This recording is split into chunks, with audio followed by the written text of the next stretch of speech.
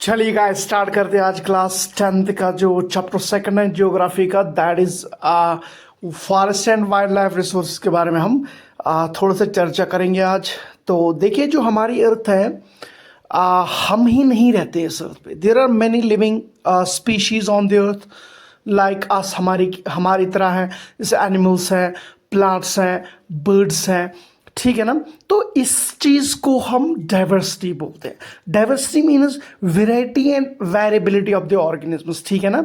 तो that means diversity, जब different types of organism जो है किसी जगह पे रहेंगे, that's called diversity of the living organism, compose of two words, bio and diversity, right. So अब हम सीधे चलते हैं, सीधे स्टार्ट करते हैं फ्लोरा एंड फौना से, जो हमारा पहला टॉपिक है आज।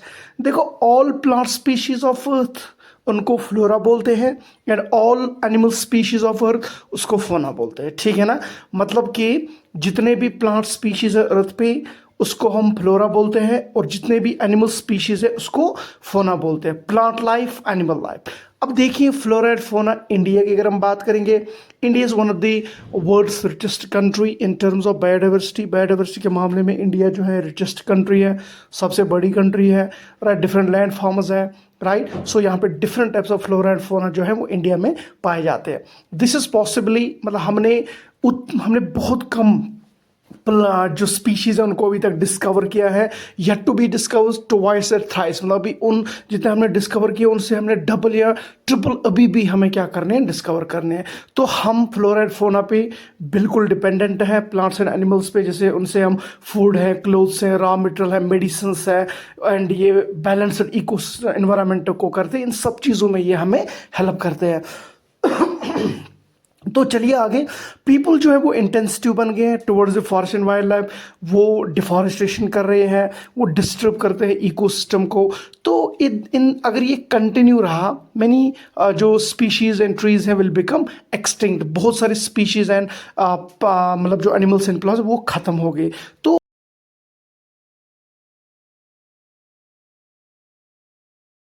सो need of our is the conserve this forest. तो सबसे पहले हम देखें conservation of forest and wild life in India में क्या चीज़ें चल रही है, किस तरीके से कंजर्व किया जाता है forest and wild life in India. तो सबसे पहले बेनिफिट्स ऑफ कंजर्वेशन। कंजर्वेशन के क्या बेनिफिट्स है? नंबर वन जो है, कंजर्वेशन जो है वो प्रिजर्व करता है ecological diversity and our life support system, water, air and soil. मतलब कि इनकी इकोलॉजिकल डाइवर्सिटी को प्रिजर्व किया जाता है, और वो चीज़ें जो हमारे लाइफ को सपोर्ट करते हैं उनको प्रिजर्व किया जाता है। इसमें वाटर, एयर एंड सॉइल जो है वो बहुत ही इंपॉर्टेंट है।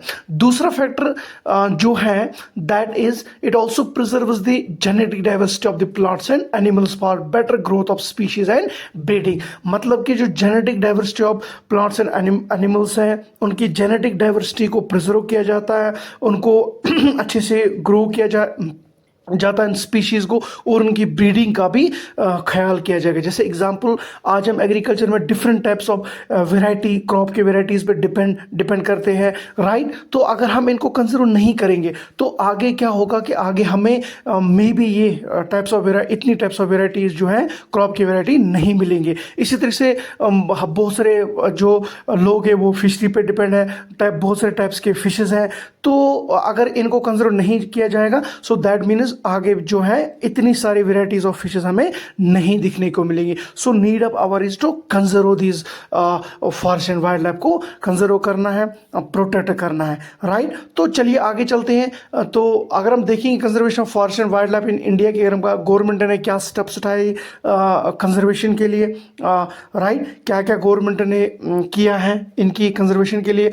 तो 1972 में क्या आ गया, वाइल्ड लाइफ फॉरेस्ट एक्ट आ गया, ठीक है ना। Wildlife protection act, wildlife protection act आ गया, राइट। जिसमें जो कंसिस्ट ऑफ, जिसमें बहुत सारे प्रोविजंस है, राइट। जैसे protecting the habitats of the wildlife को प्रोटेक्ट करने के लिए all India list of protected species was published. इसमें प्रोटेक्टेड स्पीशीज को मतलब हमने काउंट किया, यानी population of some endangered species को इसमें प्रोटेक्ट करेंगे बाय बैगिंग, हंटिंग, जिनको हंटिंग एंड पोचिंग का खतरा है। फिर 1980 एंड 1986 में इसमें कुछ other several 100 butterflies, moths, right, beetles and one dragonfly add to the list of the protected species में इनको भी प्रोटेक्ट किया जाए। फिर 1991 में क्या हुआ, first time plants were also added to this list, right, इस लिस्ट में ऐड किया गया 1991 में। उसके बाद इस्टेब्लिशमेंट ऑफ प्रोटेक्टिव इंस्टीट्यूशंस बनाए गए, मतलब जहाँ पे हम इनको प्रोटेक्ट करेंगे उसके लिए कुछ इंस्टीट्यूशन होना चाहिए, एरिया होना चाहिए, जैसे कि वाइल्ड लाइफ सेंचुरी में हम इनको प्रोटेक्ट करते हैं, बायोस्फीयर रिजर्वर्स हमने बनाए, नेशनल पार्क्स हमने बनाए। जैसे इंडिया में टोटल 567 वाइल्ड लाइफ सेंचुरीज है, 18 बायोस्फीयर रिजर्व है, 106 नेशनल पार्क्स है, राइट। तो राइट, तो गवर्नमेंट ने डिफरेंट प्रोग्राम्स को लॉन्च किया, ठीक है ना।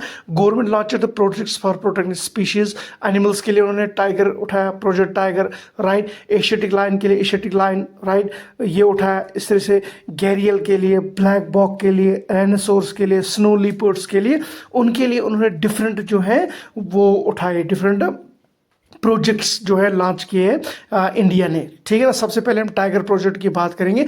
टाइगर प्रोजेक्ट का मतलब भी था सेव टाइगर, टाइगर को हमें बचाना है। Tiger is one of the most important wild life species in the funnel web, मतलब बहुत ही इंपॉर्टेंट है टाइगर स्पीशीज। टाइगर की पॉपुलेशन जो है वो कम होती गई है लास्ट 100 ईयर्स से, राइट। अगर आप देखेंगे 1870 में इनकी स्पीशी जो पॉपुलेशन दैट वाज 55,000, राइट। 1970 में ये जस्ट 1827 रह गए, राइट। फिर अगर हम रीज़न की बात करेंगे टाइगर की पॉपुलेशन क्यों डिक्लाइन हो गई है, बिकॉज ऑफ पोचिंग, इनको ट्रेड के लिए इस्तेमाल किया जाता है, इनकी जो है स्किन है उसको ट्रेडिंग के लिए इस्तेमाल किया जाता है, राइट। पोचिंग फॉर ट्रेड जो है वो किया जाता है टाइगर के लिए, दैट्स वाई।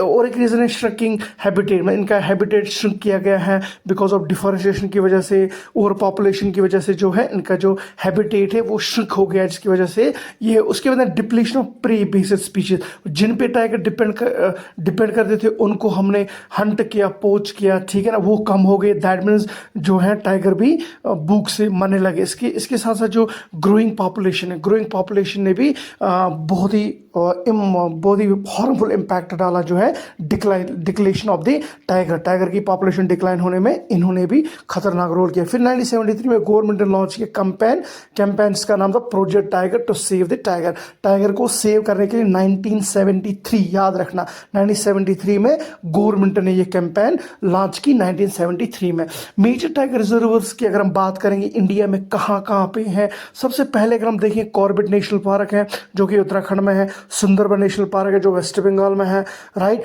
बंदरवर नेशनल पार्क है जो मध्य प्रदेश में है, सरिस्का वाइल्ड लाइफ सेंचुरी जो राजस्थान में, मानस टाइगर रिजर्व जो आसाम में है, पेरियार टाइगर रिजर्व जो कहाँ पे है, केरला में है। These are very important reserves, right. उसके बाद हम देखिए types and distribution of forest and wildlife resources, types क्या है, ठीक है ना, और डिस्ट्रीब्यूशन क्या है। सबसे पहले फॉरेस्ट की अगर हम बात करें, देखो फॉरेस्ट्स में कितने टाइप्स हो सकते हैं, मेनली 3 टाइप्स हो सकते हैं। रिजर्व फॉरेस्ट्स हैं, प्रोटेक्टेड फॉरेस्ट्स हैं और अनक्लासिड फॉरेस्ट्स है, राइट। सबसे पहले रिजर्व फॉरेस्ट देखेंगे।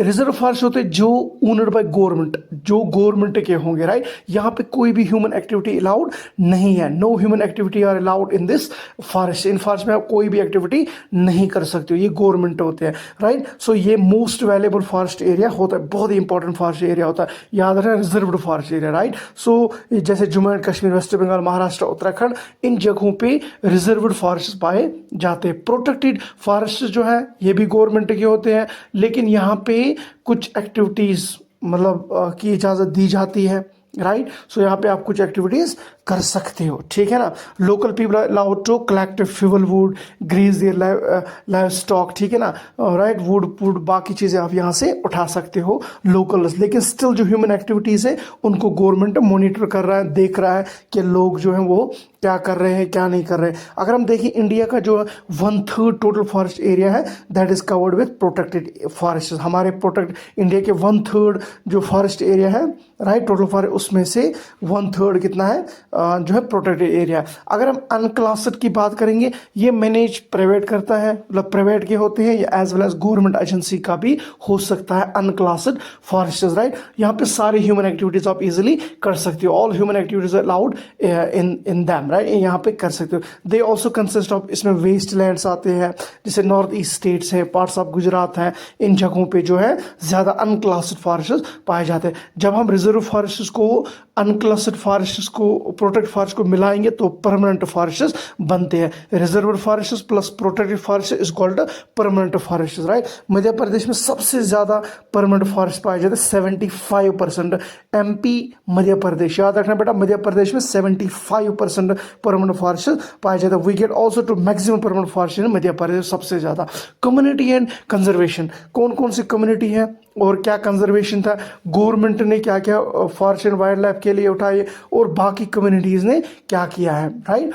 तो सबसे पहले अगर हम देखेंगे यहाँ पे कम्युनिटीज़ के बारे में देखेंगे, लोग major steps for the conservation, communities ने क्या उठाया, मतलब लोगों ने इसके लिए, मतलब कौन कौन सी कम्युनिटीज़ है। जैसे अगर हम बात करेंगे सरिस्का टाइगर रिजर्व, यहाँ पे villagers fight against mining by sting the wildlife protection act. In many years villagers themselves are protecting habitat, and यहाँ पे लोग जो वो लड़ाई कर रहे हैं एक दूसरे से, लोग खुद जो है प्रोटेक्ट कर रहे हैं हैबिटेट ऑफ एनिमल्स की, उस पर कर रहे हैं, राइट। रिजेक्ट करते हैं गवर्नमेंट इन्वॉल्वमेंट किसी भी चीज़ में, राइट। तो ये टेक्नोलॉजी नहीं चाहते हैं। ये सरिस्का टाइगर रिजर्व जो है, यहाँ पे खुद लोग जो है प्रिजर्व करते हैं, ये अपोज करते हैं गवर्नमेंट के जितने भी टेक्नोलॉजी उसको अपोज करते हैं, राइट। सो यहाँ पे ये खुद प्रोडक्ट, तो एक ये है, उन्होंने बहुत ही इंपॉर्टेंट रोल प्ले किया। दूसरी कम्युनिटी अगर हम बात करेंगे, अलवर डिस्ट्रिक्ट, राइट। अलवर एक डिस्ट्रिक्ट है राजस्थान में, उन्होंने एक अपना जो विलेजर्स है अलवर डिस्ट्रिक्ट राजस्थान, उन्होंने डिक्लेयर किया 1200 हेक्टेयर्स जो है फॉरेस्ट को डिक्लेयर किया, राइट। बिलोरदेव ढाका, राइट, सेंचुरी में, वहाँ पे ये खुद जो है उसको प्रोटेक्ट करते हैं, ठीक है ना। 1200 हेक्टर्स, राइट, ये अलवर राजस्थान डिस्ट्रिक्ट में है, राइट। बरोदरेव, ठीक है ना, made many rules and regulations, खुद बनाए हैं इसको प्रोटेक्ट करने के लिए। ये भी एक कम्युनिटी है वहाँ पे, right. We do not allow hunting न कर रहे हैं, राइट, एंड ऑल्सो प्रोटेक्टिंग वहाँ पे कर रहे हैं। उसके बाद एक चिपको मूवमेंट आ गया। चिपको मूवमेंट की अगर हम बात करेंगे, चिपको आंदोलन भी हम इसको बोलते थे। यहाँ पे कुछ इंडेंजर्ड कम्युनिटीज़ जो हिमालय रीजन के हैं, उन्होंने ये चिपको मूवमेंट पहले कैरिड आउट की, क्योंकि गवर्नमेंट जो हिमालय एरिया में फॉरेस्ट काटना शुरू कर रही थी, तो इन्होंने मतलब चिपको मीन चिपकना, तो ये फॉरेस्ट के साथ चिपक गए, उनको हक गया फॉरेस्ट को बचाने के लिए, फॉरेस्ट प्रोटेक्शन करने के लिए। So this is the very important step उन्होंने उठाया, दैट्स व्हाट इट्स कॉल्ड चिपको आंदोलन। चिपको मीन चिपकना, ये चिपक गए थे फॉरेस्ट के साथ ताकि जो है लोग, तो लेकिन इन्होंने सक्सेसफुली जो है प्रोटेक्ट किया था किसको, डिफॉरेस्टेशन को, right. And they also did afforestation भी उसके साथ साथ उन्होंने की थी, राइट। उसके अलावा अगर हम बात करेंगे बीज बचाओ आंदोलन, बीज बचाओ आंदोलन, बीज का मतलब सीड, राइट। यहाँ पे सेव सीड मूवमेंट उठाई गई है, लेट 1980s में उठाई गई है, begin from Henwal river valley, Tehri, Uttarakhand से उठाई गई है। ये movement was started by some activities led by Vijay Jodhpuria था इसमें, right. Value traditional knowledge and wisdom, practice traditional agriculture को प्रैक्टिस करना है। सिंपली जो बीज है, किसी भी जो है सीड है किसी भी प्लांट का, इसको हमें प्रोटेक्ट करना है, राइट। तो इसी को बीज बचाओ आंदोलन बोला, ये टेरी डिस्ट्रिक्ट उत्तराखंड से उठा था। उसके बाद जेएमसी आ गया, जॉइंट फॉरेस्ट मैनेजमेंट, ठीक है ना।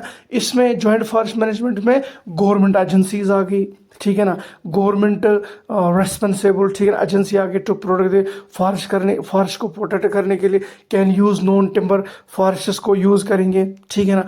मतलब हम जो जंगल से फॉरेस्ट निकल उसको नहीं यूज़ करेंगे हम, ठीक है ना। जैसे कि the programme has been in the formal exercise in 1998 when the state of Orissa pass, state of Orissa ने सबसे पहले ये रेजोल्यूशन पास किया, JFM, राइट। उसके बाद कुछ सेक्रेड ग्रोव्स भी आते हैं, मतलब कुछ ऐसे प्लांट्स होते हैं विचार जो होली होते हैं, होली मीन्स जिनकी पूजा की जाती है, राइट। सच फॉरेस्ट, कुछ फॉरेस्ट होती है, राइट, जिनको हम प्रोटेक्ट भी नहीं करते हैं। बट स्टिल जो बिकॉज जो है वर्शिप, बिकॉज जो हिंदू लोग हैं वो उनको वर्शिप करते हैं, उनको गॉड्स एंड गॉडेसेस समझते हैं ना। वी कैन मतलब इनको हम सीक्रेट बोलते हैं। प्रेजेंट में मेनी कम्युनिटी जो है वो कंसिडर करते हैं ट्रीज एंड प्लांट्स को एज ए सेक्रेड, मतलब इनको होली मानते हैं, उनको अपने गॉड एंड गॉडेसेस मानते, जैसे मंदास एंड संथाल कम्युनिटी है छोटा नागपुर जिनकी, राइट, मंथाव एंड कदम्बा ट्रीज है, इनकी पूजा वर्शिप करते हैं, पूजा करते हैं इनकी, वहीं से इनकी प्रोटेक्शन भी करते हैं।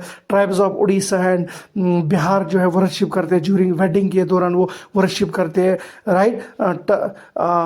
टमारंड एंड मैंगो ट्रीज की, तो money of us people and बनियान ट्रीज को भी कंसिडर सेक्रेड होली किया जाता है, वर्शिप की, लोग इनको वर्शिप करते हैं, प्रोटेक्ट करते हैं। स्प्रिंग्स, कुछ ऐसे भी लोग होते हैं जो स्प्रिंग्स, माउंटेन स्पीक्स, एनिमल्स की भी पूजा करते हैं। तो this is the very important, ये जो कम्युनिटीज़ है ये प्रोटेक्शन मतलब करने के लिए कुछ इन एनिमल्स भी की भी करते, जैसे लंगूर की करती है, मॉस्क्यूर्स भी करती है, राइट, इनको मानते हैं। जैसे राजस्थान इंडिया की अगर हम बात करेंगे, बिश्नोई कम्युनिटी जो है वो ब्लैक बक, नीलगाय, पीकॉक की वर्शिप करते हैं, राइट।